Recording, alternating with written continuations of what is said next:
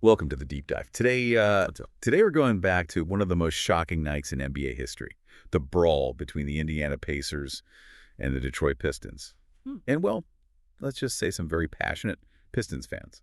This is the infamous Malice at the Palace from 2004. You sent over a ton of articles. Yeah. And even the Netflix documentary Untold, Malice at the Palace. Well, you're clearly ready to go beyond just the headlines with us. You got it. We're not just rehashing the fight itself. We're digging into that rivalry that set the stage. Yeah. Dissecting those key moments that led to the explosion and really exploring the ripple effects. That really changed the NBA, fan culture, and the lives of the players involved. Yeah.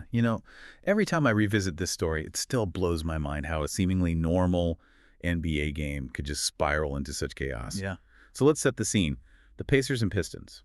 They weren't exactly sending each other holiday cards before this game, were they? Not even close. This was a rivalry simmering for years, reaching a boiling point after a brutal Eastern Conference Finals the season before, where the Pistons edged out the Pacers.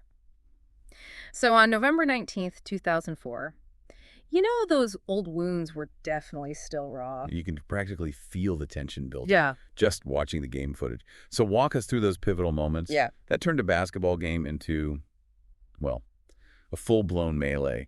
The documentary does a great job of really breaking it down. It really does. Picture this. Less than a minute left on the clock. Pacers are up big. Then Ron Artest, now known as Meta Sandiford Artest, fouls Ben Wallace hard. Wallace shoves him. Both benches clear. And it looks like a typical NBA scuffle. But then Artest does something really unexpected. He lies down on the scorer's table. Oh, wow. Now this is where it gets interesting. Most analysts agree that this wasn't a taunt, but actually a coping mechanism. Artest had been working with a sports psychologist, who suggested this as a way to de-escalate situations and regain control of his emotions. Wow, that's a fascinating detail. That I never knew. Mm-hmm. But unfortunately, it didn't have the intended effect, did it? No. A fan throws a beer, hits Artest, and that's when things go haywire. He charges into the stands after the wrong fan, and pandemonium erupts. Now Artest has talked about how, at that moment, he felt like he was back in his rough New York City neighborhood, reacting instinctively to a perceived threat. It's incredible how a split-second decision can have such massive repercussions. Absolutely. Steven Jackson, known for his loyalty, sees his teammate in trouble and jumps into the stands. Then Jermaine O'Neal gets involved, and it becomes a free-for-all between players and fans. The documentary has some truly shocking footage. Punches are flying, chairs are being thrown, security is totally outnumbered. It was utter chaos, unlike anything the NBA had ever seen. So the dust settles, the arena's cleared out. What happens next? The NBA had to respond. And from what I've read, They didn't pull any punches. They didn't. Commissioner David Stern came down with a hammer. Artest received an unprecedented 86-game suspension, effectively ending his season. Jackson got 30 games, O'Neal 25. It was a clear message. This kind of behavior wouldn't be tolerated. And the league was serious about protecting the integrity of the game and the safety of everyone involved. and of course the media was all over this story, right? Absolutely. It was a media frenzy. Headlines screamed about thugs and the NBA's image problem. We even see this in several articles from the time. One writer even compared the brawl to a scene from Lord of the Flies. The narrative was quickly set. These players were out of control, and the NBA was in crisis. What's fascinating here is that the focus was almost exclusively on the players' actions, with less attention paid to the role of the fans, who escalated the situation. It really makes you think about how media narratives, especially in the heat of the moment, can shape public perception and impact the lives of those involved. But we have the benefit of hindsight and access to more information, especially with documentaries like Untold. Right. Untold allows us to hear directly from the players involved. Artest opens up about his struggles with anxiety and how the brawl exacerbated his mental health challenges. He talks about seeking therapy and working to rebuild his life and career. That must have been incredibly difficult, facing not only the legal and professional consequences, but also the public scrutiny and judgment. Absolutely. And the documentary doesn't shy away from those tough conversations. Jackson, for example, remains defiant, arguing that he was protecting his teammate and wouldn't hesitate to do it again. He and O'Neal both express anger over the media's portrayal of them, feeling they were unfairly vilified, while the fans' role in the melee was downplayed. It's a powerful reminder that there are always multiple perspectives to consider, and that the stories we tell ourselves and the stories the media tells often shape our understanding of events more than the events themselves. You said it. But there's another side to the story that we need to explore, the role of the fans. Yeah, let's talk about that. I mean, it wasn't just players going wild, was it? Untold features interviews Yeah, with some of the fans who were in the stands that night. it does. We hear their side of the story, their perspective on the events. What's fascinating is that some fans expressed remorse, acknowledging they went too far. Others remain unapologetic, defending their actions as justified in the heat of the moment. It's a complex and uncomfortable truth. Fans can be just as responsible for escalating tensions as players, and the line between passionate cheering and dangerous behavior can be blurry. You're right. It definitely challenges us to think about fan culture and the responsibility that comes with being a spectator. But I think it's time to move beyond the immediate aftermath and explore the long-term impact of this wild night. Let's do it. This wasn't just a one-night story. Malice at the Palace sent shockwaves through the NBA and beyond, with consequences that are still felt today. But we'll dive into all that after a quick break. One of the most immediate and visible consequences of Malice at the Palace was the NBA's decision to implement a dress code for players. A dress code. I remember that being huge EE news back then. It felt like the league was trying to just completely overhaul its image. There's no doubt about that. In 2005, Commissioner Stern introduced this new dress code, requiring players to wear business casual attire when representing the league. At games and public appearances, this meant no more baggy jeans, jerseys, chains, or headwear. It was a pretty dramatic shift from the style many players, particularly young black players, had embraced. And this sparked a lot of controversy, didn't it? I remember some people saying it was a necessary step to restore the league's image, while others saw it as a form of cultural policing. Exactly. It was a hot-button issue. Some argued that the NBA was trying to appeal to a wider, more affluent audience by presenting a more polished and professional image. Others, however, criticized the dress code as discriminatory, targeting a style of dress associated with hip-hop culture and black athletes, implicitly linking it to the negative stereotypes that emerged after the brawl. Yeah, it's fascinating how clothing can become so intertwined with social and cultural issues, isn't it? It really is. The dress code debate speaks to the broader anxieties and perceptions surrounding race, class, and image in the NBA. But it wasn't just about appearances. The league took concrete steps to prevent another Malice incident. You're talking about security changes, right? I mean, it's hard to imagine something like that happening today. Right. The brawl forced the NBA to reevaluate and overhaul its security measures. Arenas across the league beefed up their security personnel, installing more cameras, and implementing stricter protocols for fan behavior.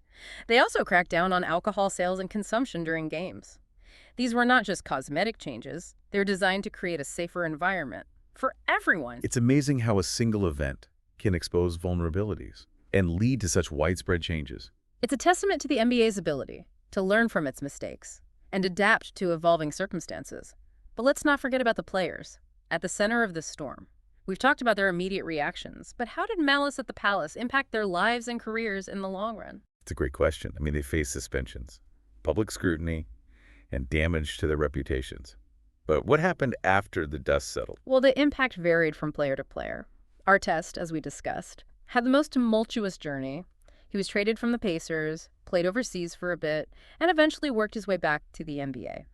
His story is one of personal struggle, redemption, and ultimately, triumph. He even won an NBA championship with the Lakers in 2010, but the road back was paved with therapy, introspection, and a conscious effort to address his anger management issues. It sounds like he used that experience as a catalyst for personal growth, which is pretty remarkable considering the circumstances.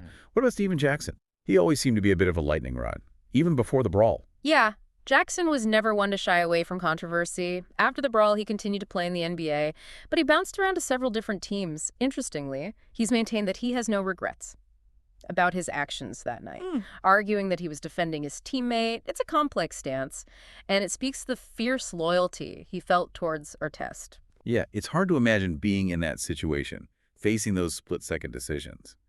But it seems like that night had a profound impact on each player, shaping their paths in different ways. Absolutely. And Jermaine O'Neal's story is no different. While he continued to have a successful NBA career, he's talked about the lasting impact the brawl had on his reputation. He felt unfairly labeled and struggled to shake the negative perception that lingered. It's a powerful reminder that even in a world of instant news and social media, where events can feel fleeting, the consequences of our actions can have a long-lasting ripple effect. You're absolutely right. And one of the most important aspects of this story is how the media shaped the narrative and influenced public perception of the players. We've touched on this, but I think it's worth diving a bit deeper. You're right. The media plays such a powerful role in framing these events. We saw it with the thug label that was attached to some of the players, and how that image stuck with them for years. But do you think there's more to it than just the headlines and the sound bites? Definitely. The way Malice at the Palace was covered, particularly in the immediate aftermath, reveals a lot about the cultural anxieties of the time. There was a tendency to focus on individual actions, particularly those of the black players involved, without fully exploring the context, the tensions, and the complex interplay of factors that led to the brawl.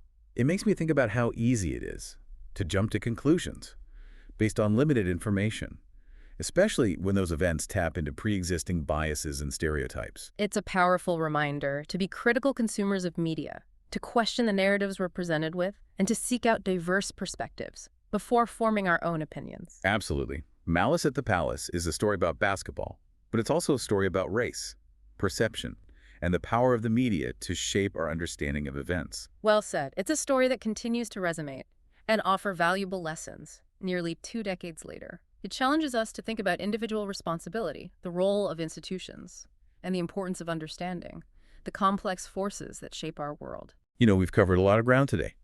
We've explored the rivalry, dissected the brawl, analyzed the consequences, and even unpacked the media's role in shaping the narrative.